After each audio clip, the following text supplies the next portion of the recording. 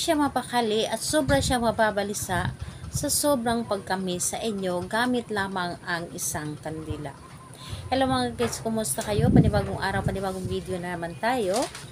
And sa araw na ito ay isa na ng video ang aking tuturo sa inyo na simpleng gabay o simpleng pamamaraan na makakatulong sa atin. At bago ang lahat, gusto ko lang mag-disclaimer sa mga taong hindi naniniwala at hindi gusto ang mga kagaya nitong video. Please skip this video and maghanap kayo ng videos na gustong gusto nyo dahil ang video na ito ay para lamang ito sa mga taong naniniwala and gusto mag-try. Sa lahat po ng mga nagko-comment dito sa aking video dito sa loob ng aking channel, mag-ingat sa lahat ng mga nagre-reply sa inyo na dinadala kayo sa kanilang WhatsApp in Evo app upang makaiwas po tayo sa scam. Ngayon po, ituturo ko sa inyo paano tayo or paano siya mababalisa, paano siya hindi mapakali sa sobrang pagkamis sa atin. Alam nyo ba na ang isang kandila ay sobra itong makapangyarihan? Lalo na sa ating mga kahilingan dahil ang kandila ay napakalakas na energy nito at yung kandila po ay isa ito sa mga tumutulong sa atin na gumawa tayo ng mga ritual, hindi lamang sa ritual kundi sa ating mga kahilingan, lalong-lalo na sa usapin ng pera. Dito po is kailangan lamang natin itong gawin and pwedeng-pwede mo itong gawin sa parehas kasarian, babae ito babae, lalaki ito lalaki.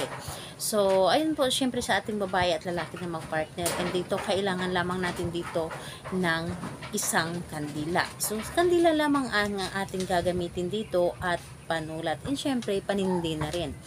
So, ayun, kapag ready na yung mga naibanggit ko, isunod mo i-ready isang inyong sarili. I-claim mo sa iyong sarili na ito ay gustong-gusto mong gawin.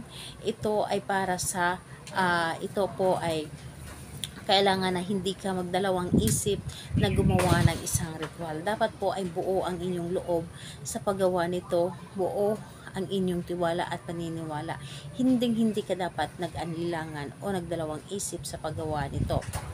Ngayon po, kapag ready ka na, ay pwedeng-pwede mo na itong umpisahan.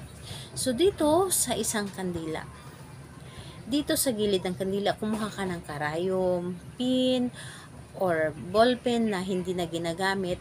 Isusulat po ninyo yung pangalan at apelyido ng inyong target dito. So, pangalan at apelyido niya, tapos dito sa kabilang side, isusulat nyo din po yung pangalan mo at apelyido na ikaw po ang gumawa.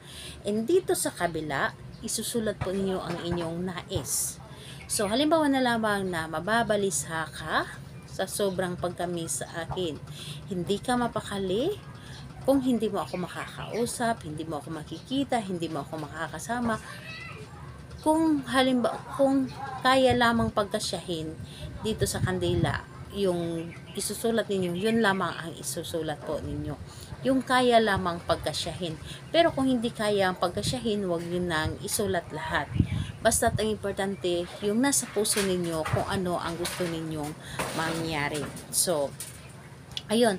Pagkatapos mo isulat dito, sindihan mo ang kandilang ito ng mga ilang minuto. Or humiling ka, titigan mo lamang yung kandila, yung apoy ng kandila, sasabihin mo dito lahat, yung gustong-gusto ninyo.